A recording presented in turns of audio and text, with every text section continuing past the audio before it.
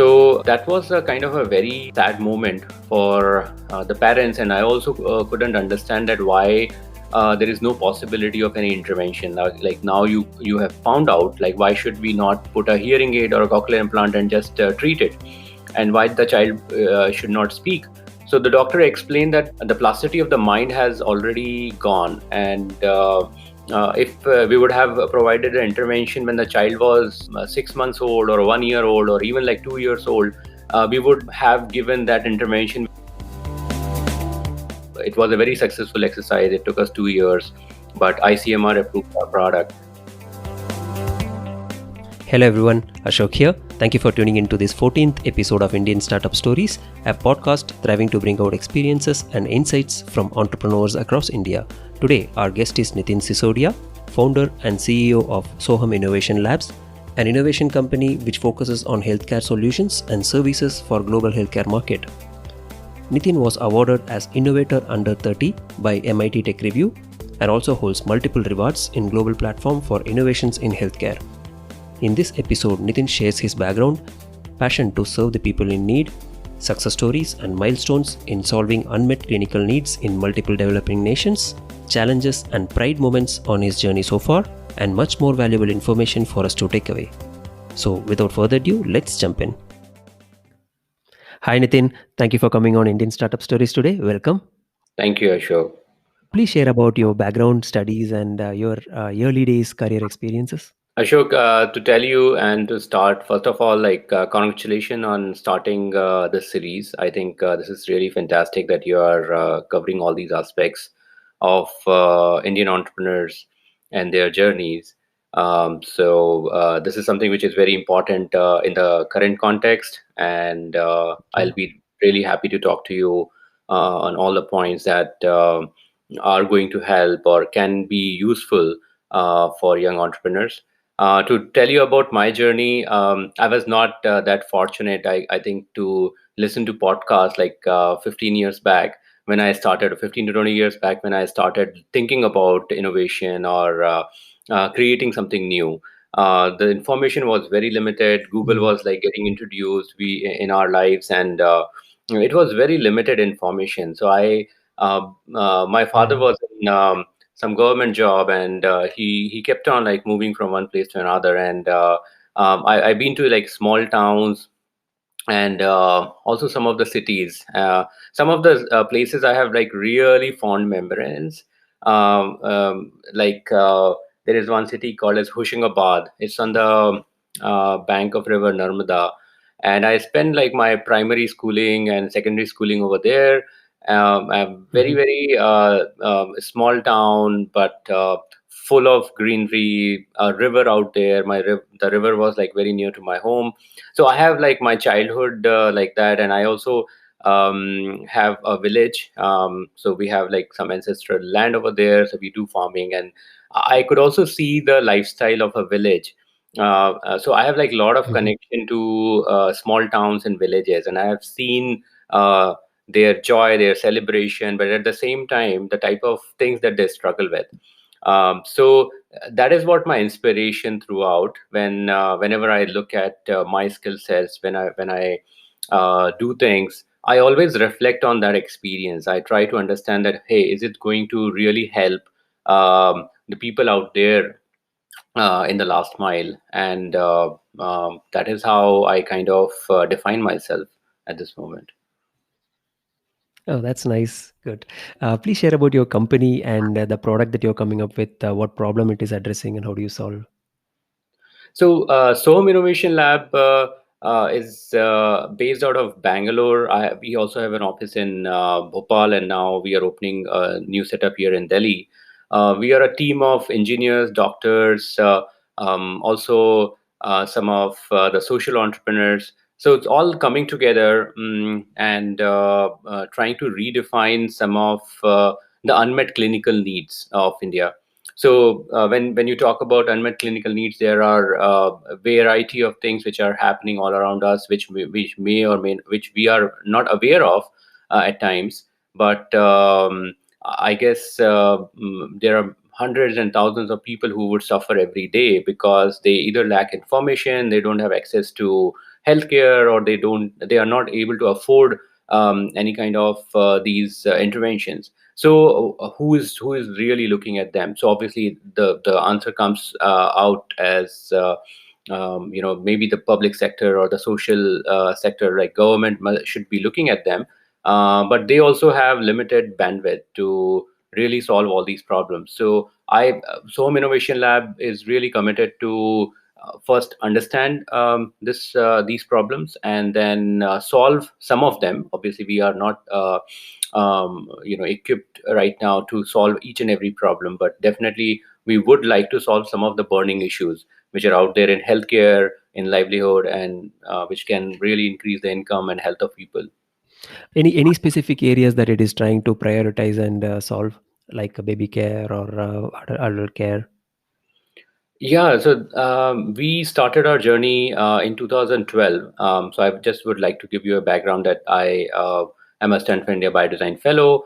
I did my training in finding unmet clinical needs and solving them using technology, using some of the processes and business models. So that is what my strengths are. And so when I was doing my training at Biodesign, and I got a chance to spend time at All India Institute of Medical Sciences, New Delhi. I could find some very important unmet clinical needs which I wanted to solve. I kept on generating ideas, and one of the idea which was very, I would say, important for the society, and which was also very close to my heart. I will tell you like why and how it happened. But that is in the area of newborn care. So we invented a device which can screen newborns for hearing loss, so that we can prevent speech loss. So the babies who are born with hearing loss, they eventually lose their speech. They are not speech without speech Mm, right from the birth, but it is because there is no early okay. intervention. They lose their speech. So that is what we are trying to fill in. We want to we designed a device which can screen these babies early on at the time of birth, and we can save them from lifelong disability. Okay, that's important. Do you have any statistics, like what percentage of newborn in India actually undergo the necessary screenings at the right time? So the data is pretty fascinating. If you really look at this problem, this is the problem of the developing world. So there are some 800,000 babies are born with hearing loss all over the world, and Okay. 90% of them are born in the developing world. So you Hmm. can imagine, there are infections like rubella, meningitis, sepsis, many kind of other infections which would happen. We are saving all these babies because now we have access to intensive care units. So we are saving a lot of these babies. So the mortality rate has gone down. But what about really checking these babies for hearing loss? Because all these conditions would lead to some of these conditions like having a hearing loss. So that is what the scenario looks like. So it is not just only India where we are having close to 120,000 babies born with hearing loss every year. There are Hmm. many other such countries where the numbers are really high. And the first thing first is that we really need to create awareness about this particular issue, so that the parents should demand that their should get screened at the time of birth. It is just like vaccination, like the way you provide vaccination, a polio vaccination or any other vaccination to the child, and it saves the child from lifelong problems. So similarly, hearing screening should be demanded by the parents. Second is like we should make sure that facilities or birthing facilities should have hearing screening modality. And the third very important part is that there is also should be aftercare cycle around it. So these are the three aspects that we also focus on. And um, yeah, this is something which is very important for India at this moment. Just curious, like these screenings generally happen at big hospitals. How well it has penetrated into the actual Indian market, where there is a very limited medical equipments or the supply available in the tier two and tier three cities? It's a very important question that you asked. So, when we look at the distribution of healthcare, it is right now very skewed, and most of the facilities are available in tertiary care hospital, secondary care hospital, and the primary care, or even like places which are remote or resource poor, they won't get any attention. Now, how would we really solve this problem? I guess the solution lies somewhere around us. So I guess we really need to look at how would you make some of these devices inexpensive so that it can reach out and go to some of these remote corners of India. And second is like you make it that simple that any healthcare worker should be able to use it. It should be like that simple that like the way you change a bulb. It Mm. should be that simple, like operation wise. It should not have any gimmicky stuff. It should just give very clear indication that this is what you need to do next, and it should give very clear path refer and what should be the next clinical protocol to be followed.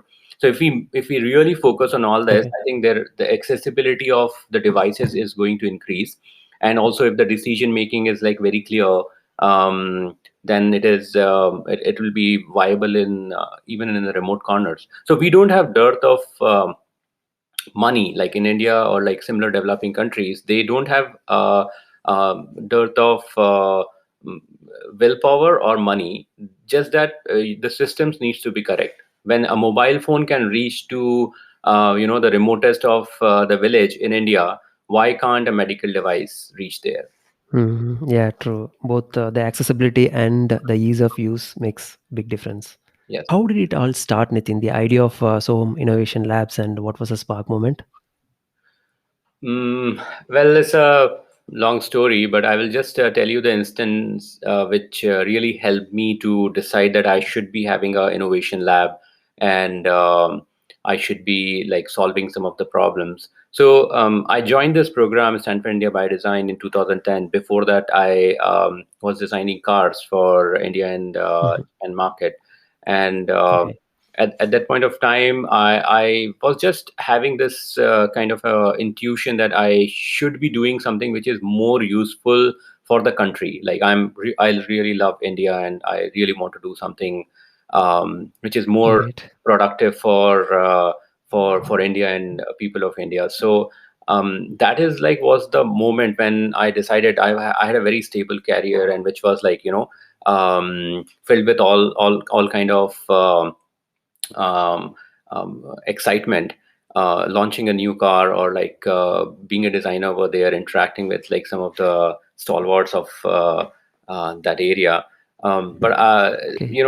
I got an opportunity, like to be very fair, like when I applied for this Stanford India Biodesign program, and I got interviewed by the Stanford faculty, by here at AIIMS. I was like really excited. I realized that this is my moment, and I should be like making this transition. um, so that was one turning point. Another was like when I finished the program. I will be telling you more about the program, but I will tell you more about like how I stick to this problem and like why I started Sohum Innovation Lab.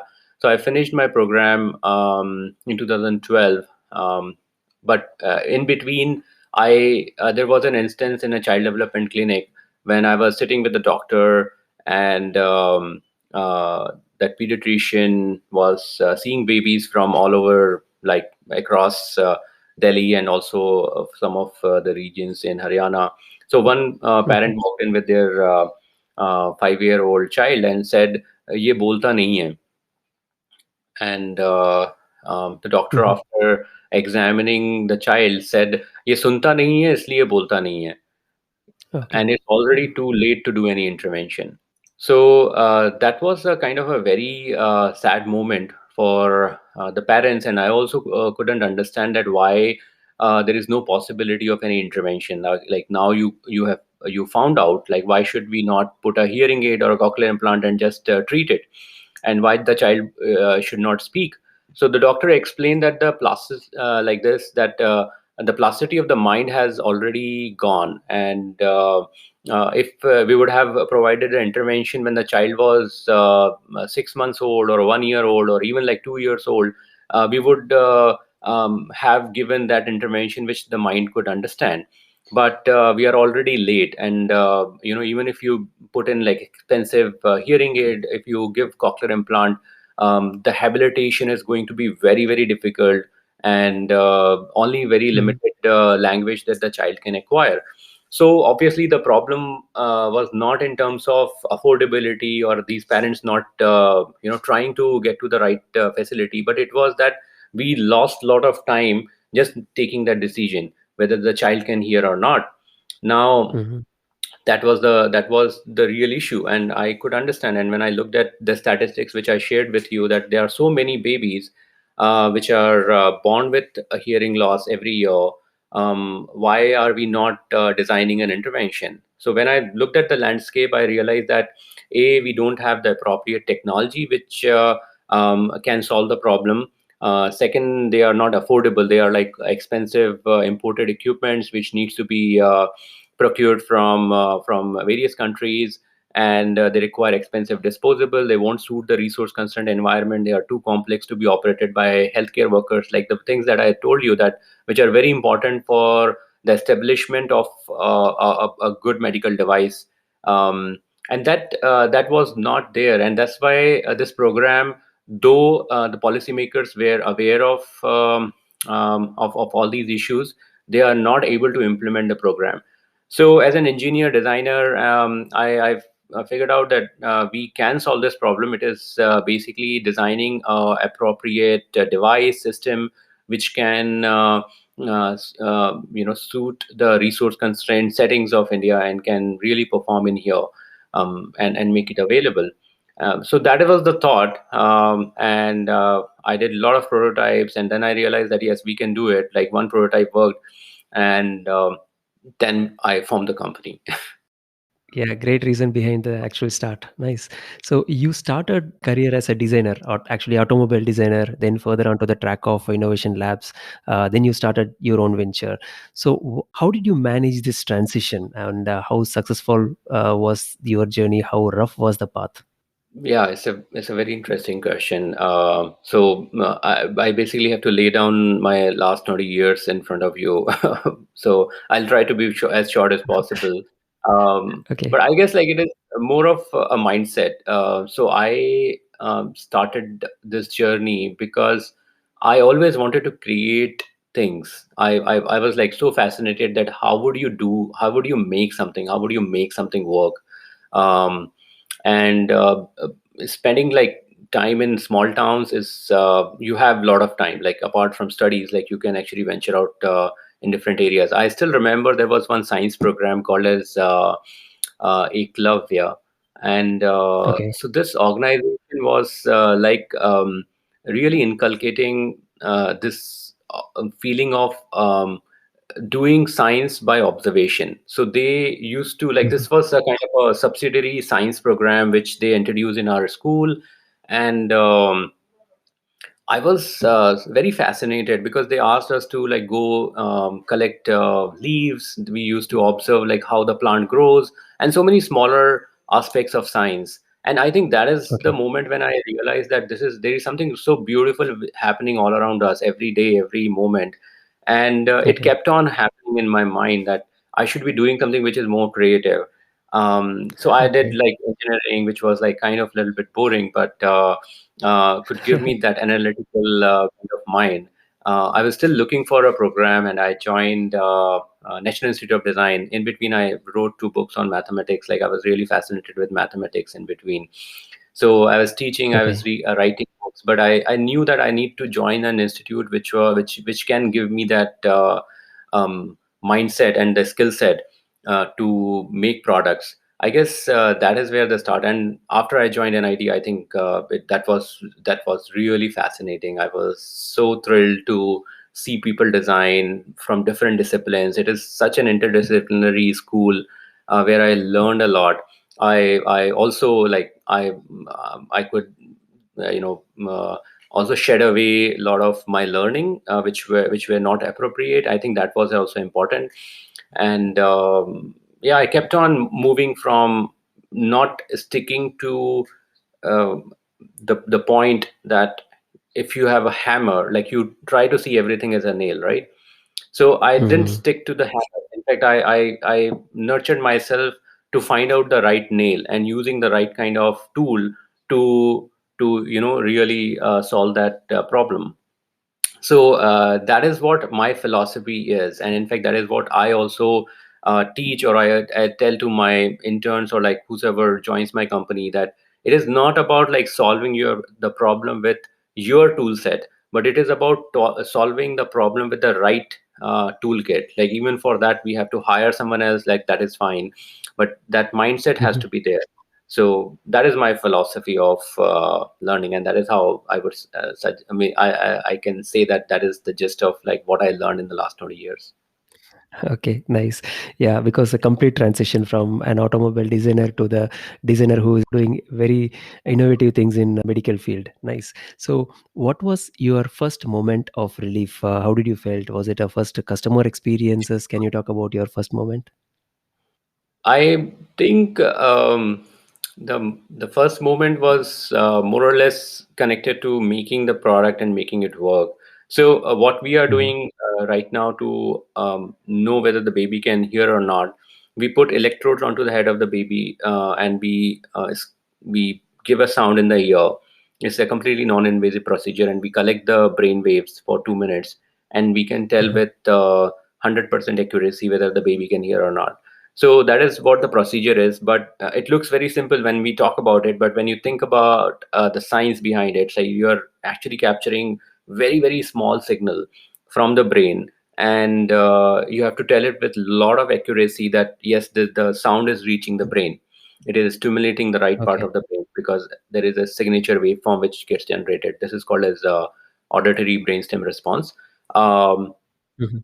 Now when I ventured into this area, I didn't know that how difficult it is going to be.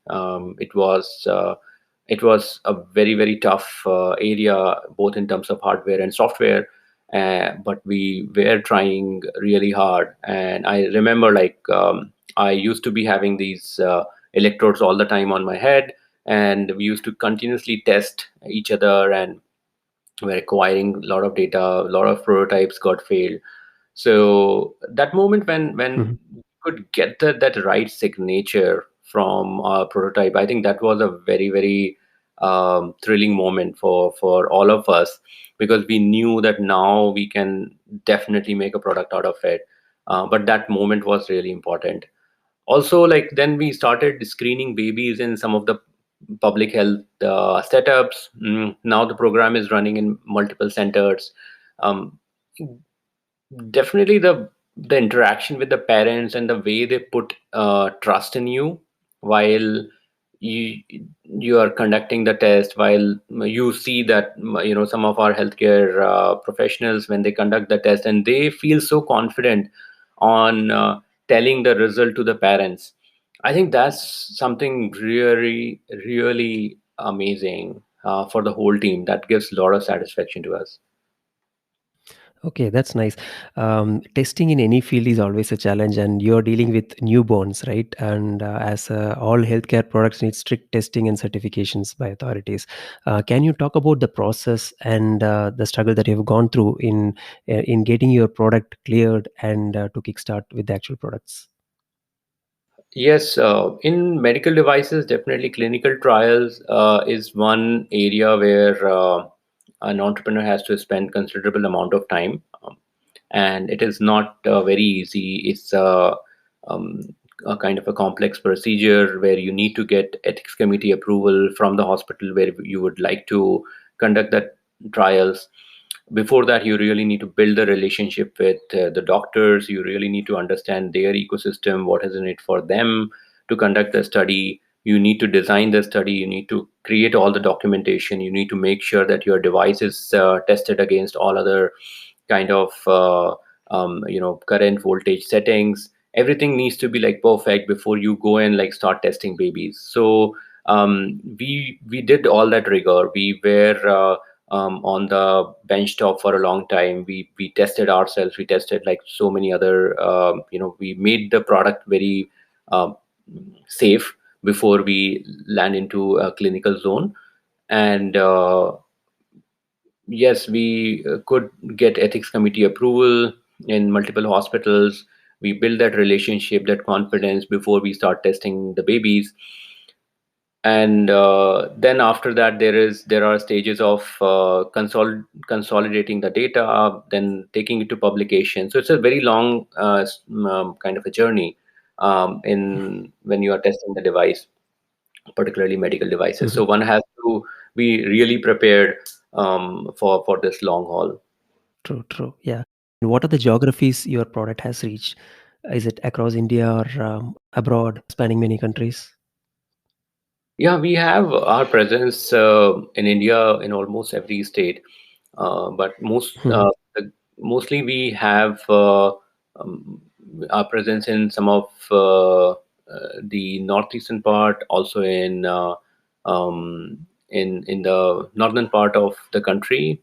So the state government of Tripura, Himachal Pradesh, Rajasthan, and now Punjab is lining up to implement the device. So we have like some 18 Mhm. districts using the device. There are private hospitals like Apollo, Manipal, Saint Teresa, Rainbow. They are using our device in multiple cities like Bangalore, Bhopal, Pune, Mumbai, Delhi. All these cities, bigger cities and smaller cities, are also using it. We are seeing how we can expand into other remote areas.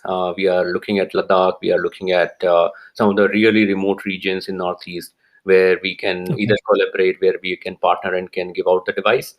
Um, Okay. and I'll be telling you about some of the very important features of the device, like telemedicine.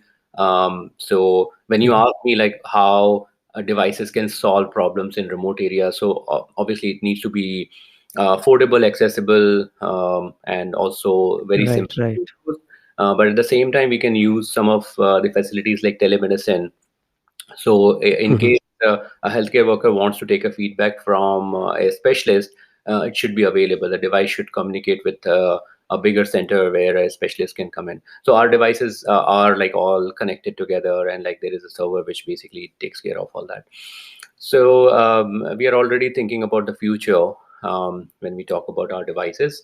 Um, Mhm. and apart from India, we have presence in Tanzania, Uganda, Guatemala. We are expanding Okay. to Philippines, and also there will be few installations in Nepal, Bangladesh, and Bhutan this year. Okay. That's pretty good, widespread. Nice. Coming to COVID situations, COVID has increased load on healthcare institutions too much. How much influence it has got into your business? What changes you adopted to sail through it? Yeah, I guess the most important challenge for us is the safety of the babies and also of the healthcare worker who are performing the test. We are very sensitive to that, and I guess like in the initial months when we were supposed to still screen the babies because the babies were born, right? Like they because of COVID, it didn't happen that the babies were not getting taking birth. Yeah, So the true, babies true. were there. We knew that if we don't screen there, it may lead to a delay in lot many aspects. And also our partners like Apollo, Manipal, they were continuously like asking for these services. So we made very stringent protocol for our healthcare workers to perform the test. We also ensured their safety. We gave them a break in the middle when lockdown was happening, but Okay. then we had to resume faster than many other services. And in a way it was good. It was a good learning experience that how can we really perform in crisis. And we Mhm. also took some time to reflect back on on our strategies. We got new partners in line with us. We also could design new products for the COVID situation, which has hit the market during that time. So there were like multiple things which we learned during that time. But yeah, it was Okay. kind of a great experience. Nice. Do you have any personal goal with respect to screening of newborn babies for hearing abilities? Any personal target you have? Well, my personal target is that I should be able to reach as many babies as possible. I really don't want to leave any stone unturned, not to make this available in any part of India. Like I know the the way things are done in many of the states. So my personal goal is that it should reach to the max.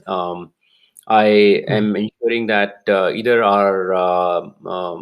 through partnership or through our own efforts, or making people aware of this one particular aspect can make them adopt a newborn health screening model.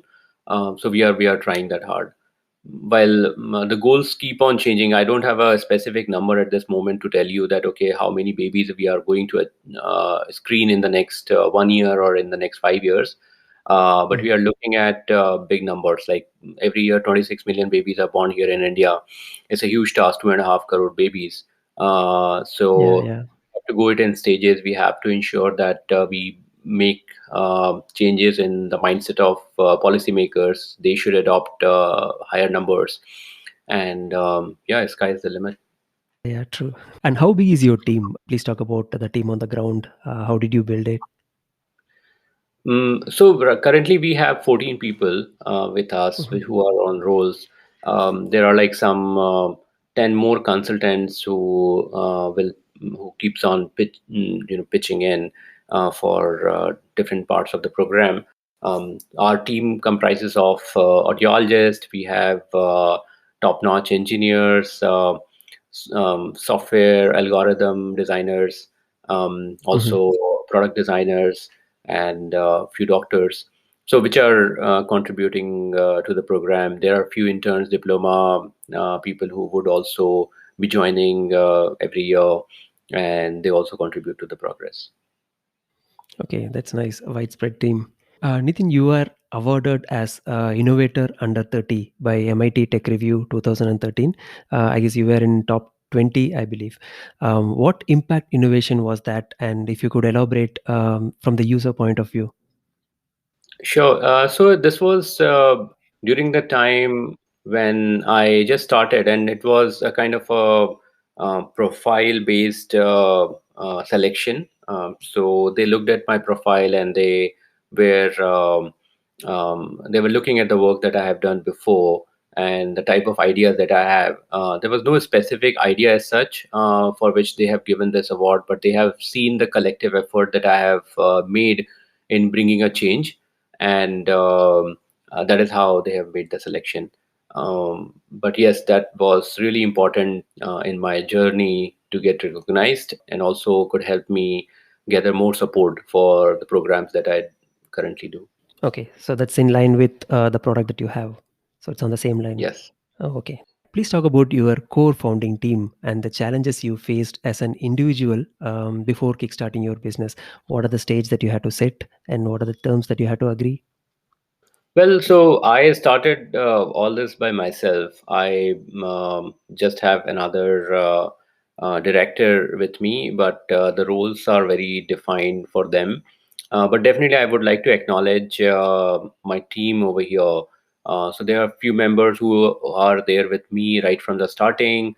They have seen all the ups and downs, the adversities of running a company. When I started, the whole startup scene or even the medtech scenario was not as expanded as that you see right now. It was very Mhm. limited. There are few people who are working in medtech, and there was very little advice because not many people have experimented. There are only bigger companies which were doing some fewer innovations. So we didn't have much to look at before we start. But definitely, I made sure that there should be some basic funding in place, and also we stick to all the important guidelines that are required. And I never hold myself back because there is no kind of a benchmark out there. So we kept on working, we kept on defining, we kept on looking at the quality standards, the clinical standards, everything. Like, so Okay. in a way, many of the people would reach out to me and like ask me like, how did you do that? Like, for example, getting the first tender from the government, right? So Okay. we were like one of the first companies to get government tenders, like from one of the startups. Also, we were like first one of the first companies to get health technology assessment done by ICMR. And it was a very successful exercise. It took us 2 years, but Mhm. ICMR approved our product. And not many technologies have gone through that whole cycle. So I guess like these are like some of the first time things that we conducted, and is now really help. This information is really helpful for the newcomers. Okay, that's nice. So, how were the days before you started generating revenues? Was it short or long, and how did you manage pulling it through the fundings? It was very difficult. Like obviously, you can understand that you need to, do everything on a shoestring budget. You need to make sure that every penny that you are spending goes towards creating or producing something. So we were very tight. I remember like I didn't pay myself for a very long period of time. I was also doing consulting on the side. I did consult with Carl Zeiss, with McKinsey. Some of Mhm. these were like really helpful. I still tell them that you incubated me in a way. Okay, okay, So I never shied away from contributing to other programs like doing or like burning midnight oil. So all that happened, like and it still okay, happens. Like I still enjoy that. I still keep on getting assignments from some of the multinationals, and like I keep on giving them advices or like create strategies for them that how can they introduce product in like such tough market. So okay. that kept on happening. So I guess On the like yeah, consultancy side. everything. Yes. Okay, on the consulting side. Yes, I established one very interesting program called as Aloka Vision Program for Carl Okay, Zeiss, and you can look at that on Carl Zeiss website. So that's another something which is creating huge impact.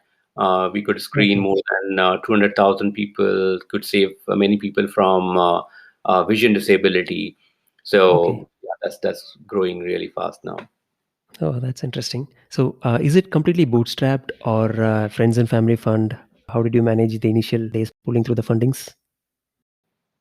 So, Ashok, to start the organization, I was using my own funds in the starting, but the first grant that we got was from Grand Challenges Canada.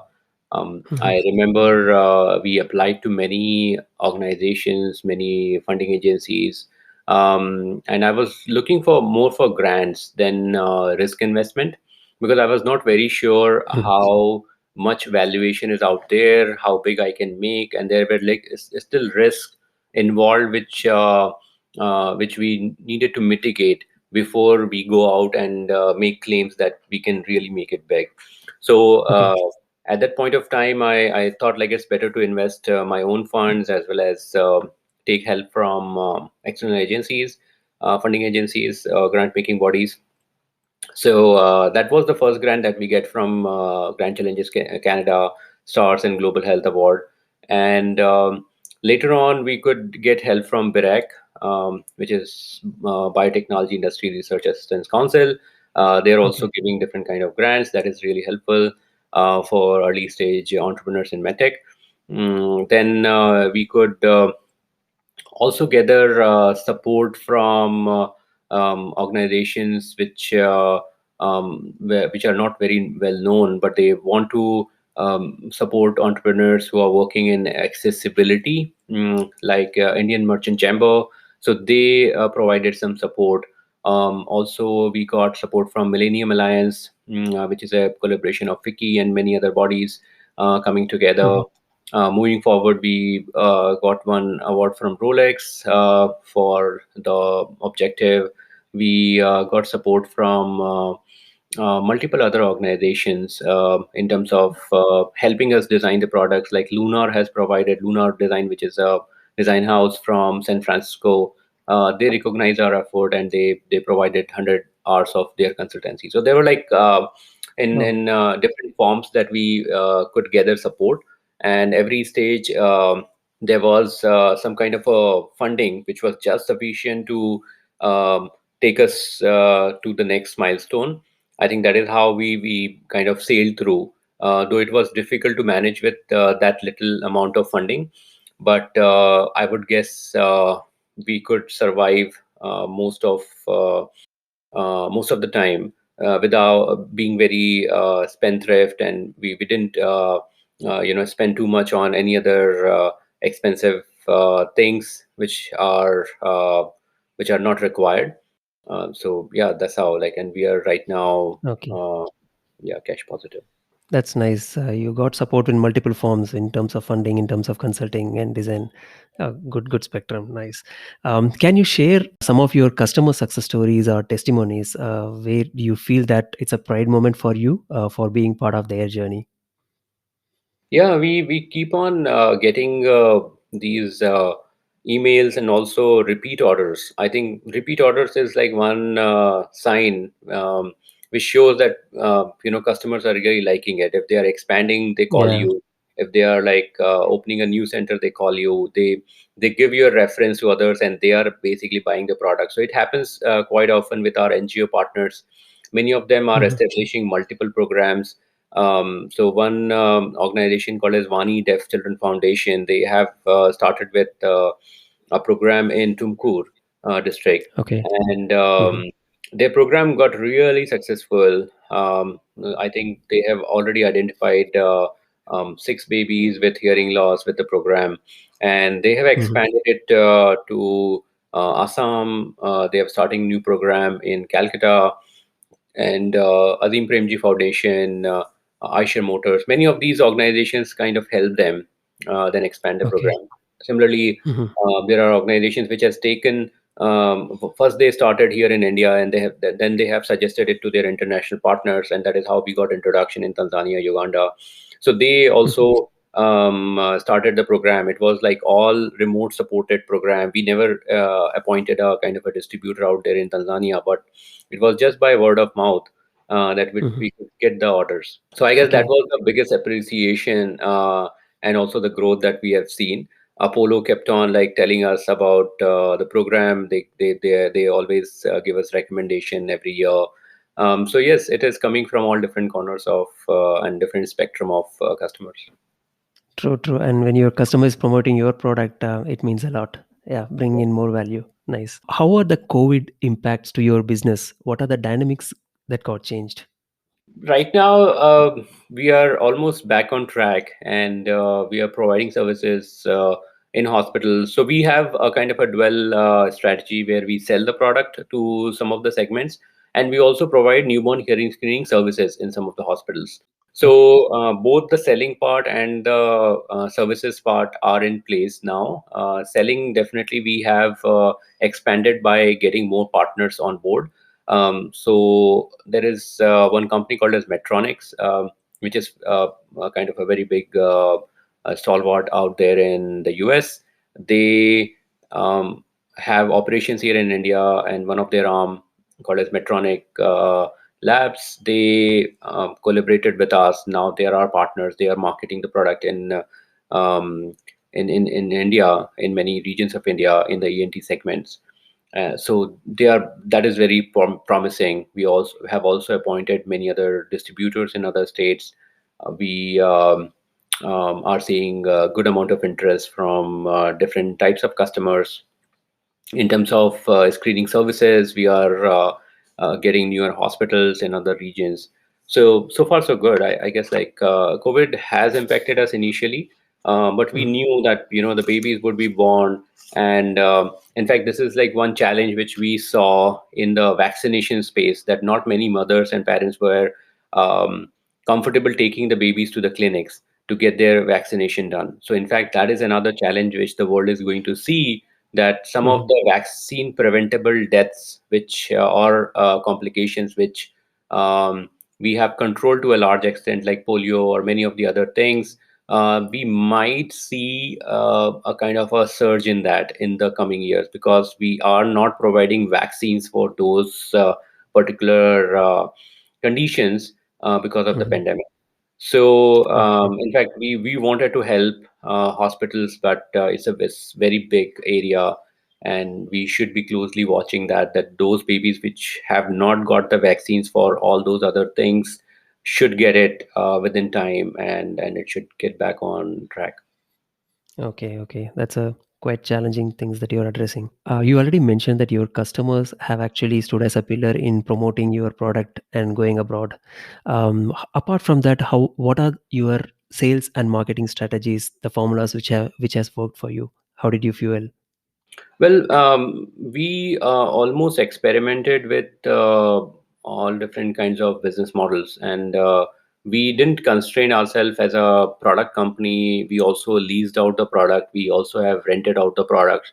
So we tried out those different innovative models because we had a control on the whole supply chain in terms of making the product here in India, all the quality controls. We know that we can expand, we can experiment with different kinds Mm. of business models.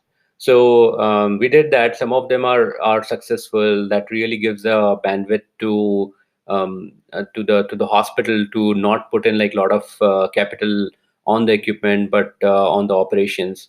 We also started providing this as a service because we knew that some of the newer hospitals are not very comfortable starting this as a program. So, but once they get the confidence, they see that this procedure is happening in their facility, then why won't they be doing it by themselves? So things like those we have done in terms of our sales and marketing strategy and business models. And yeah, we are like very flexible that in that fashion. Like we don't say that, oh, we are just a medical device company. We are also a service company. Nice. Coming to what could go wrong with entrepreneurs, any instances of failure in your journey, and you had learned, and you had to fight it and correct it so that you are back on track. Any such instances? Yeah, there were many instances where you have to use your gut feel to make a decision. Um, I guess like at times it is more about saving the time than about the money or about many other priorities of life. So I guess we have taken a little bit longer in the middle, like between 2014 to 16. Um, so we could have saved that time by keeping it very objective. We were like kind of enjoying our initial successes, and they were like some of the partners, like some of the funders who were like very excited. They took us in a different trajectory of promoting the product even when the product was not there. I guess like that really took a lot of time, and we Mhm. could have like remained focused on just launching the product, making it better, things like those. So we were like kind of drifted away by the whole promotion concept. I guess there is a way to launch medical devices to make sure that it is like kind of going getting established. So I think like we were slow in the middle. I guess that is where I tightened the screws, and I made sure that we stick to the plan rather than like getting drifted by someone else's objective. Okay, yeah, that's pretty good learning. Yeah, what's your vision on India's innovation in medical field, especially coming to baby care and the role it plays in early stages of life? Well, my vision for India is somewhere around making it more self-reliant. Definitely, I want to see that India should solve its own problems. In fact, like if India can do that, we can support so many other countries and other nations which are very similar to us. Our geological positioning as well as cultural, social activities are so much similar to, let's say, South America or like many of the Southeast Asian countries or Nepal, Bangladesh, or like the whole Asian region. So there is a Mhm. big burden on India in a way, or a big responsibility to play it well and take it to the finish line. I guess we are such a big lover of cricket, right? So we should take a lot of inspiration from that. That we have to finish the game properly, and innovation is like that, where you should believe in your own abilities. So what is not there with India? We have excellent technical skills. We have excellent product manufacturing design skills. We have great set of manpower who can support creation or production of these items. It is just the mindset. So Mhm.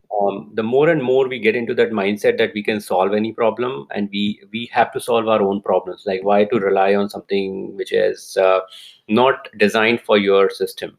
For Right. example, even the from vacuum cleaner to many of these agricultural problems that we see on a daily basis. is very particular to our country. They are True, not true. a Western problem. They are like our problems. So we have to understand Mm. our problems well. We have to document them well. We have to find those unique insights, that what do we need to solve them, and then put in the appropriate resources. We have absolutely all the tools available right now in our kitty, and we can definitely make use of it and solve our problems. It is just the will, and making and realize them to get that confidence. And yeah, the whole world is the top. Okay, okay, nice. So for people going through failures, what's your message from your experience to uplift them? Well, there will be failures. Like I think I have failed so many times. Either if it is about going and pitching your idea to an organization, or asking for funding, but you have to keep on trying for what you need, because there will be someone out there who would listen to you, or who will be in sync with what you think. So there are enough opportunities. I think it is a very positive time for innovators. So failures is very much important to realize those successes, and it really helps you in refining your proposition. Okay, nice. So what is one important quality that you would look from any budding entrepreneur having big idea but they are afraid to begin with? There are many, but I can tell you about few. Maybe one thing is integrity. You really need to love the game. You really need to love what you are doing. If you're doing Mhm. it for just fashion, or just for telling that, oh hey, I am an entrepreneur, then it's not the right thing. And if you're not mold for it, then also it's not good, because it is very stressful. It may take a toll on Mhm. your personal well-being, on your family. Many of those sacrifices you have to make.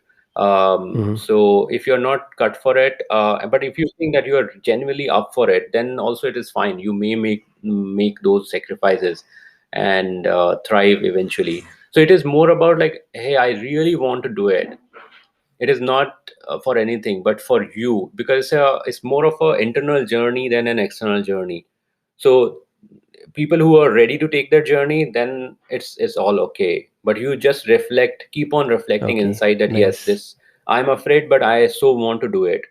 uh, I don't have anything else. Like if I go and do a kind of a different job or any other thing, it won't give me that satisfaction. But when I do this, when I solve the problems every day, every moment, it gives me that thrill, and that is what I want to do for the rest of like the next 7 years or 10 years. So if you're up for it, why not? Yeah, yeah, good advice. Nice. So moving on further to the next segment of this episode, rapid fire questions. Let me bring it on. What is the best thing that happened to you this month? Winters. Okay, nice. Your favorite sports or game you play? I would say cricket. No, I play other sports also, but I like cricket a lot. Yes, I get my Okay, energy nice. from there. Yes. Okay. Which book or article you have read recently and you liked it? Well, I was reading a book on Buster recently. His experience, this person's experience living in Buster. Uh, um, Okay, yeah, so that goes by like it's goes by the name of some Woodstock and leaf cups. So that is okay. yeah, but it's a Oh, fascinating book. okay. Your favorite subject in school? Mathematics, I would say. Okay. And what does creativity means to you in one sentence? It's excitement. Okay. What time do you sleep and wake up in the morning?